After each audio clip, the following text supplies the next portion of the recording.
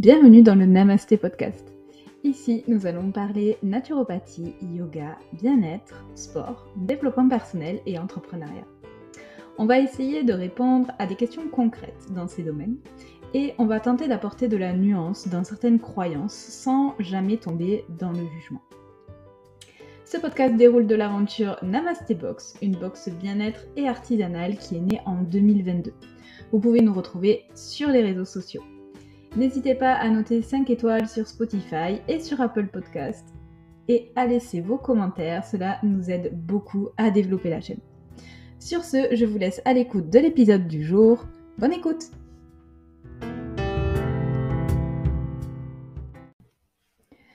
Namasté tout le monde! Je suis ravie de vous retrouver pour ce premier épisode du Namasté Podcast.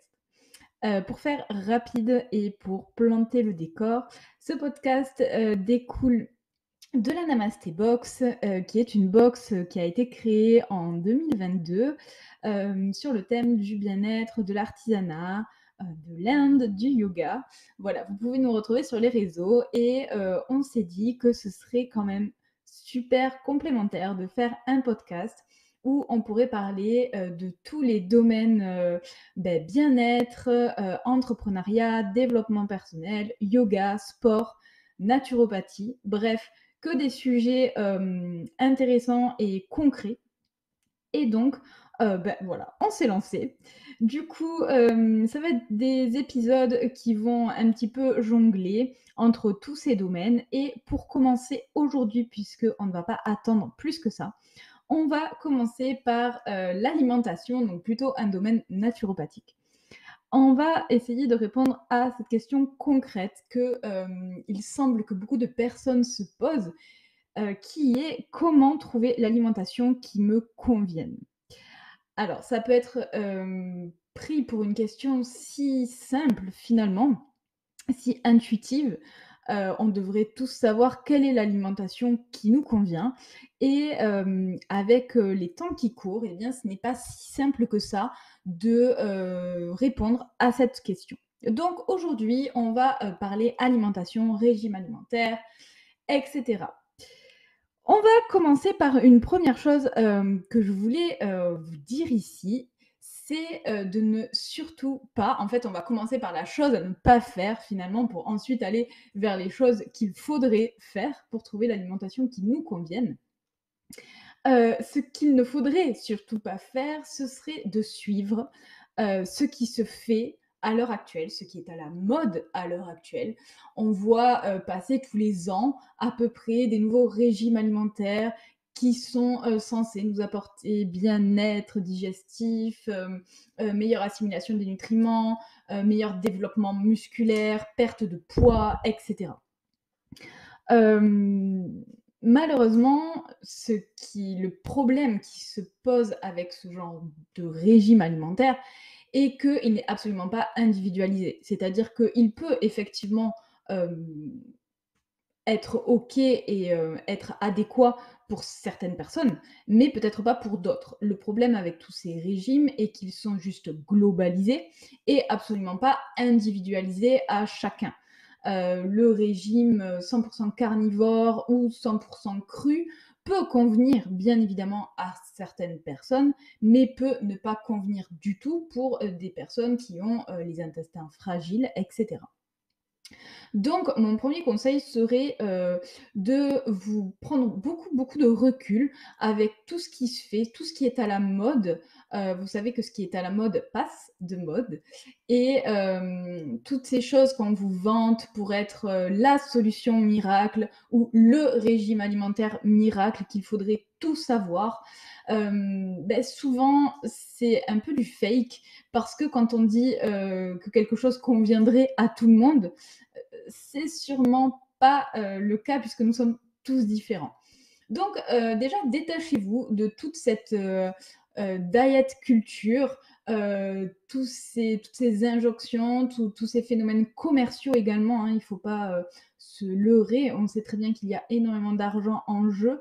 Ça fait gagner beaucoup d'argent de vendre des régimes alimentaires aux gens, quitte à les détraquer totalement. Donc ne tombez pas là-dedans, essayez vraiment de prendre du recul par rapport à ça.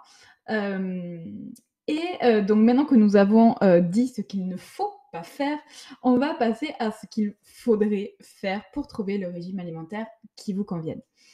Premièrement, c'est l'observation. Essayez de vous observer et de vous reconnecter à vos émotions et à vos sensations. On devrait tous savoir quels aliments, sont mauvais pour nous et quels aliments sont bons pour nous. Hem, Si vous êtes ballonné après un repas où vous avez mangé un sandwich ou un plat de pâtes, hem, il se peut bien évidemment, si cela se répète, que, le gluten ne soit pas votre meilleur ami. Il se peut que si vous avez des remontées gastriques, dans la matinée, on est parti sur des trucs pas glamour, je vous préviens, mais il se peut que si vous ayez des remontées gastriques ou des brûlures d'estomac le matin, après avoir bu votre verre de lait de vache, il se peut que, vous ne digériez pas correctement ce lait de vache et que ce soit beaucoup trop acide pour vous et que les produits laitiers en règle générale ne vous conviennent pas. En fait, c'est assez simple de savoir ce qui est bon ou pas pour nous en observant les réactions de notre corps. Notre corps nous parle sans arrêt. Il nous parle toute la journée. Il nous parle même la nuit d'ailleurs, lorsque nous dormons. En tout cas, nous devons l'écouter. À l'heure actuelle, nous sommes souvent déconnectés de notre corps. On n'écoute pas ce qu'il nous dit. Lorsqu'on est fatigué, on n'écoute pas, on prend un café, on prend un shoot de je ne sais quelle boisson énergisante et on continue notre journée comme si de rien n'était. Sauf que, à force de nier et de ne pas écouter ce que notre corps nous dit, notre corps va, s'exprimer un petit peu plus «violemment» entre guillemets, il va, parler un peu plus fort et donc des choses qui pouvaient être des symptômes peu dérangeants au départ et qui pouvaient, totalement être, compatibles avec votre vie, vont se transformer en symptômes un petit peu plus importants, voire en maladie. Donc, il est vraiment très important d'écouter ce que votre corps vous dit pendant un repas et après un repas. Si vous n'êtes pas bien après un repas, si vous sentez que votre digestion est lourde, que vous avez mal au ventre, vous avez des ballonnements, des brûlures gastriques, ou vous avez tendance à une accélération du transit, etc., etc., essayez de noter quels sont les aliments qui reviennent lorsque vous avez ce genre de symptômes. Hem, le plus souvent, dans les consultations que je fais en tant que naturopathe, ce sont à peu près les mêmes produits qui reviennent. Ce sont les produits riches en gluten, les produits riches en, lait, en tout cas en lait, animaux et notamment de vache, et les sucres raffinés.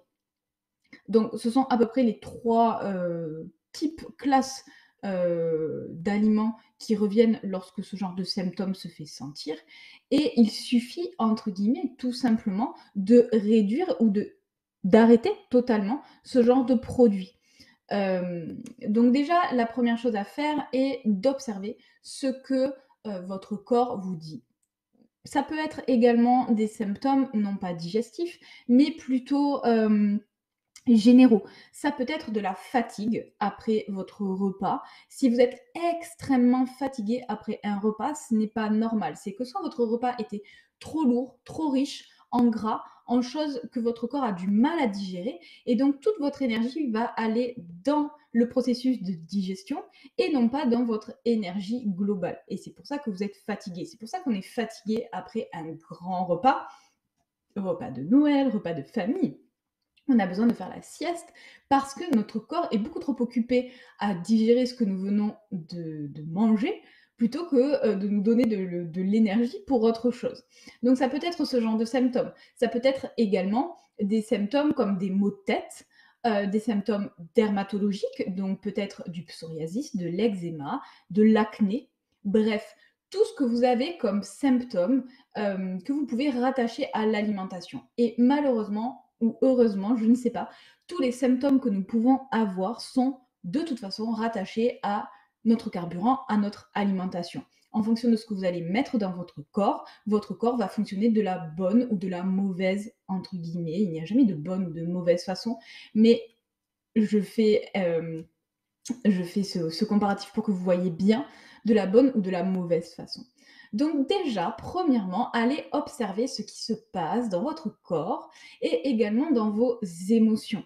Hem, on a remarqué lors d'études que les personnes qui se nourrissent de produits industriels et transformés et riches en sucre rapide sont très souvent colériques, énervés, fatigués, stressés, anxieux.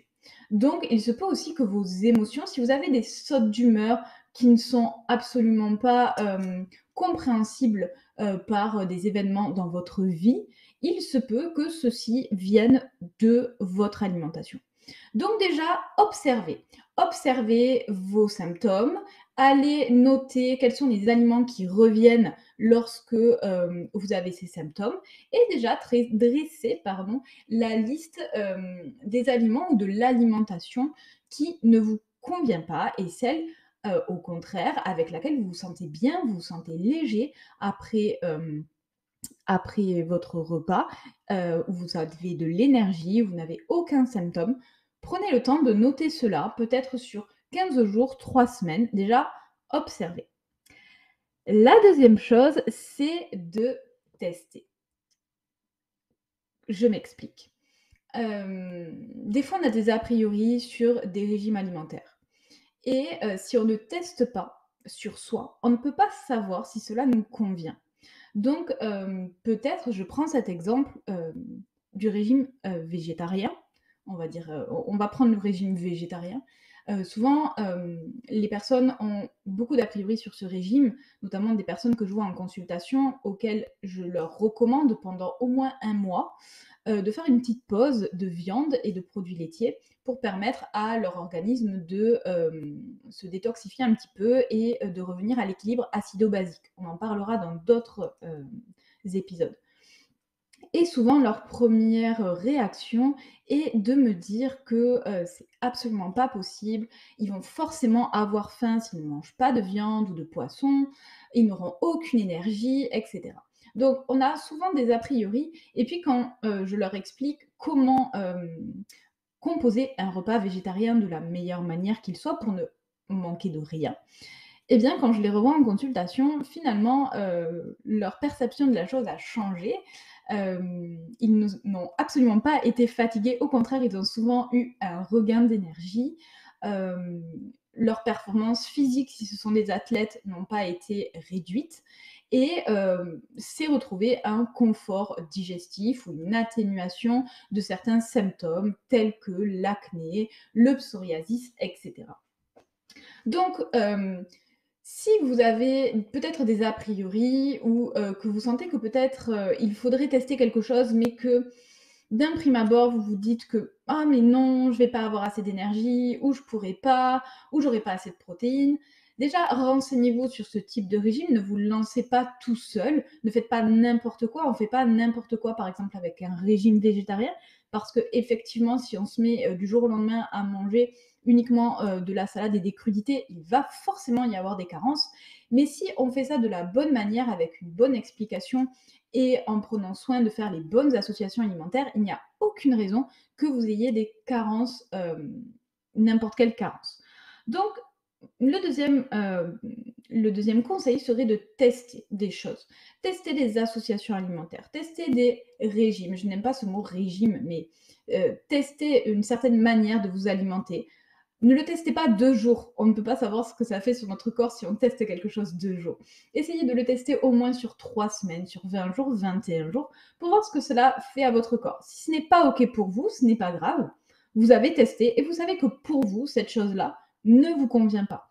Ne restez pas focus sur votre voisine ou votre meilleure amie qui vous a dit que ce régime alimentaire, cette manière de s'alimenter est absolument fabuleuse parce que sur elle, ça a marché. C'est très, très bien si cela a marché sur elle, mais cela ne veut pas dire que ça marchera sur vous, parce que nous sommes tous différents. Nous avons tous un système digestif différent, une manière de nous alimenter différente, une flore intestinale différente. Donc, ce qui marche sur les autres ne marche pas sur vous, donc testez. Et le 3e conseil serait, du coup, de faire un petit mix de tout ça. Vous savez, comme quand on met les choses dans un shaker et que l'on secoue tout ça pour faire quelque chose qui vous est totalement individualisé. Vous n'êtes pas obligé de rentrer dans des cases, dans des normes. Hem, pour vous donner un exemple, pour que ce soit un petit peu plus concret, hem, moi, ça fait, je dirais, à peu près 18 ans que, je ne mange plus de viande. Alors bien évidemment, ça s'est fait, progressivement, hein, je n'ai pas arrêté tout de suite. J'ai arrêté les viandes rouges, puis les viandes blanches, puis les poissons et cetera. Tout ça pour vous dire qu'à l'heure actuelle, je suis végétalienne, je dirais, à peu près 90 du temps. C'est-à-dire que je ne mange pas de viande, pas de poisson, pas de crustacés et pas de produits laitiers, en tout cas pas de produits animaux. Par contre, je mange des œufs et je mange uniquement des œufs, dont je connais la provenance pour être sûre que les petites poules, sont bien traitées. Donc ce sont des œufs qui viennent de ma région et à 10 kilomètres autour de chez moi. Et donc déjà rien que par ça, le fait que je mange des œufs, je ne rentre dans aucune case, végétarienne, végétalienne, végane et cetera, enfin bref. Et 10 de mon temps, eh bien, quand je sors ou quand j'en ai envie, je vais pouvoir manger du fromage au lait de vache, je vais peut-être manger, un yaourt au lait de vache, je vais peut-être, manger des crustacés ou des crevettes. Bref, en fait, je ne rentre dans aucune case parce que je n'ai pas besoin que mon régime alimentaire ait un nom. Voilà, je pense qu'à l'heure actuelle, beaucoup de personnes doivent ou pensent devoir mettre un nom sur, leur régime alimentaire et sur leur manière de vivre. Comme pour rentrer dans une catégorie ou être, dans l'appartenance en fait, d'une classe de personnes. Le propre de l'homme est d'être, enfin, être dans l'appartenance d'un groupe. Donc c'est très important pour l'être humain. Le fait de vous détacher, de ce genre, de choses, va vous permettre d'individualiser, en fait, votre régime alimentaire. Pour reprendre mon exemple, hem, ça aurait été beaucoup trop, handicapant socialement pour moi, d'être totalement, par exemple, végane et ça n'aurait pas du tout été, dans mes goûts aussi. J'aime beaucoup les œufs, j'aime beaucoup, le miel et moi je suis végétarienne par rapport, à la condition animale, en premier lieu et en deuxième lieu pour ma santé puisque à l'heure actuelle, nous savons très bien que la viande qui nous est vendue, n'est pas la même viande qu'il y a 50 ans lorsque c'était nos grands-parents qui élevaient les bêtes et les tuaient. Donc en termes de valeur nutritive, on est quand même très, très différents. Et donc pour ces 2 raisons-là, je ne vois pas pourquoi je ne pourrais pas manger des œufs, qui, ont été pondus par des poules qui sont à 10 kilomètres autour de chez moi et qui sont extrêmement heureuses dans leur vie de poule. Voilà, donc en fait, c'est juste pour vous dire de, toujours essayer de trouver un équilibre, de faire, fonctionner votre esprit rationnel et votre esprit critique. Que vous n'êtes pas obligé d'adhérer à tout un régime alimentaire ou toute une façon de vous alimenter. Vous pouvez piocher par-ci par-là ce qui vous correspond, ce que vous voyez qui vous fait du bien pour vous et construire votre propre régime alimentaire. Et finalement, votre régime alimentaire n'a pas de nom. Vous n'êtes pas cétogène, ou crudivore ou végétarien ou que sais-je encore.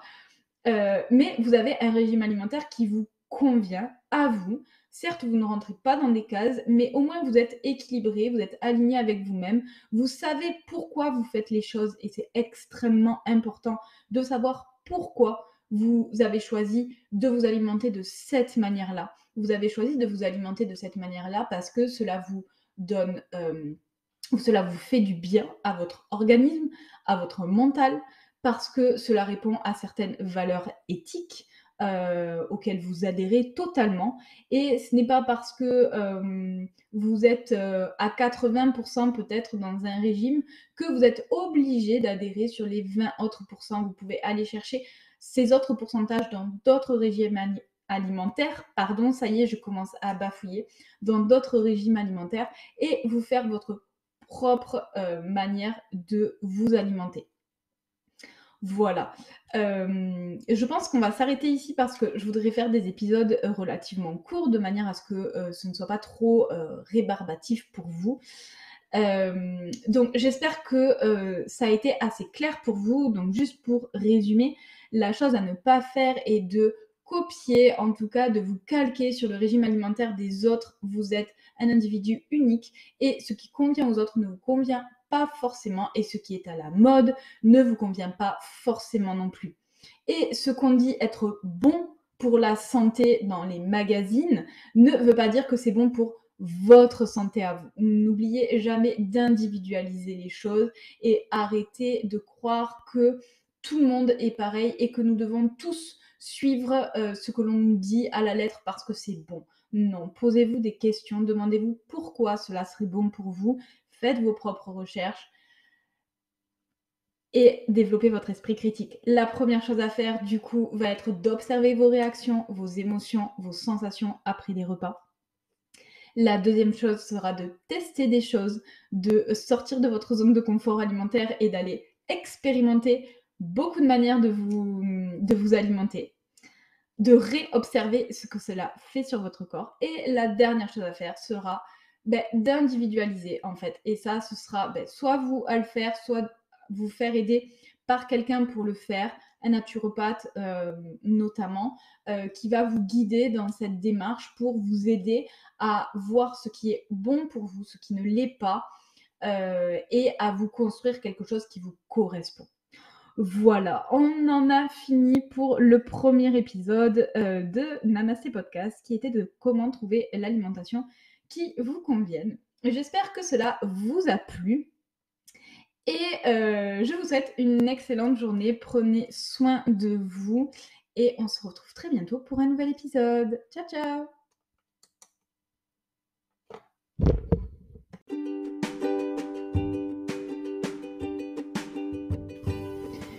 Si tu as aimé l'épisode, n'hésite pas à t'abonner à la chaîne, à laisser 5 étoiles et à commenter. N'hésite pas également à partager avec tes amis et on se retrouve très vite pour le prochain épisode.